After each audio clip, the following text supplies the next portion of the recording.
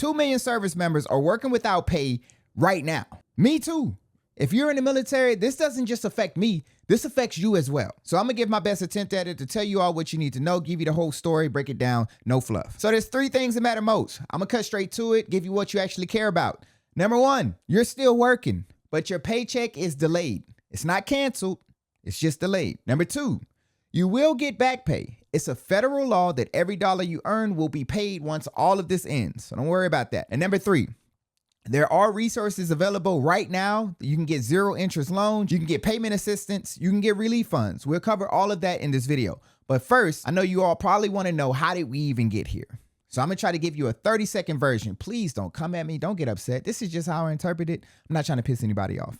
But every year, Congress has to approve funding for the government. Think of it like renewing a contract. This year, they couldn't agree on the terms. On October 1st, the contract expired. Now, about 750,000 federal workers are home without pay, and 2 million military members are working without paychecks as well. That's the headline, but here's the actual story. July 2025, Congress passed something called the One Big Beautiful Bill Act. I actually like that name, OBBB. It was a massive budget bill designed to cut the deficit. The biggest change, $840 billion in cuts to Medicaid over 10 years, plus new work requirements. The Congressional Budget Office estimated that this will remove about 7.8 million people from Medicaid coverage. Whether you think that's a good policy or bad policy, it doesn't matter right now.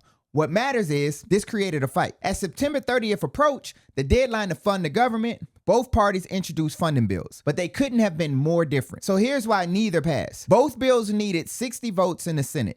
Neither side had them. Both sides just dug in, both sides failed. And on October 1st, the government shut down. But here's the part that stings for military members. There was actually a bill specifically designed to protect military pay during shutdowns. It's called the Pay Our Troops Act of 2026. It had bipartisan support. Republicans and Democrats both liked it. It just didn't pass in time. So now we're here. And this is how it affects your paycheck. The law is clear. The Government Employee Fair Treatment Act of 2019 guarantees you'll receive every dollar of back pay once the shutdown ends. The timing, if this drags into mid-October, meaning past October 15th, that normal paycheck that you normally see, it won't be there. I've been in the Air Force for 19 years now, so I've been through this before. Past shutdowns have lasted anywhere from a few days to 35 days. There's no way to predict this one, but I will say when we did have the 35-day ones, they always found a way to pay the active duty military members. I don't know if they're going to do it this year, but it seems like we always got our paycheck even when they couldn't decide on the bill. As far as your benefits go, most of your benefits are going to remain unaffected. TRICARE is still going to be active. Your VA benefits still continue, like your disability, your GI Bill, all of that stuff. Social Security continues, BAH and other allowances will be included in back pay. But things that might be affected would be like elective surgeries at military hospitals. They'll just be postponed until they decide on the budget. Non-urgent medical procedures, they will be delayed.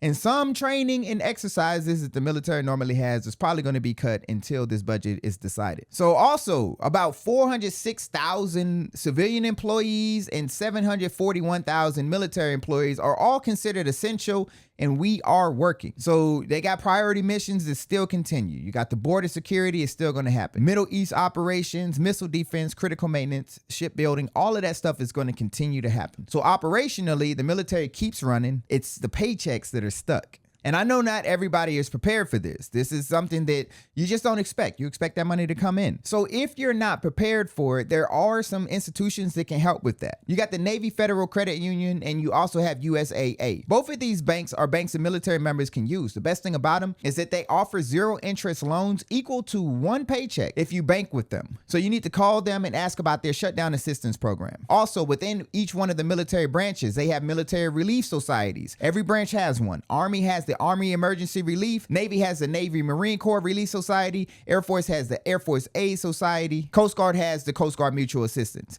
They offer interest-free loans and grants. This is literally what they exist for moments like these. Also, you can check with your Installations Family Support Center. They also have emergency funds, financial counseling, list of local resources that you can use to make sure you don't go underwater during this budget crisis. So if you need help, the 3 moves you need to make this week is call your bank today, ask about their shutdown specific programs, contact your creditors right now before you miss a payment. Call your landlord, call your car lender, call your credit card company. Explain the situation. Most of them will work with you, but you have to reach out first. Also, tighten your budget.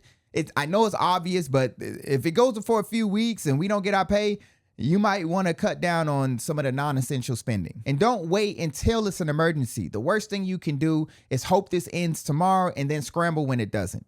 Use the resources, talk to your chain of command, take some action right now. You're just getting prepared at this point. But how long this is going to last? The honest answer is nobody knows. The 2013 shutdown lasted about 16 days. The 2018-2019 shutdown lasted about 35 days. Now here's something that could happen. Congress passes a short-term funding extension, maybe for like a few weeks or a few months, or they reach a compromise on healthcare provision, or they pass the Pay Our Troops Act separately. All of that's just hypothetical. Honestly, all of that is optimism. As long as I've been in, I never missed a paycheck. Hopefully, at the end of my career, as I'm getting ready to retire, they don't start now. I wouldn't have too much sweat about this, but we are in a government shutdown and I'm not the one that controls it. So I can't really tell you what to do or what not to do. All I can say is be prepared. Now, if you want to keep watching some of my videos, I just recently made a video about how the military is fed up with pretty much this new generation, and they are making some new changes to make this military stronger than it's ever been. If you want to watch that video,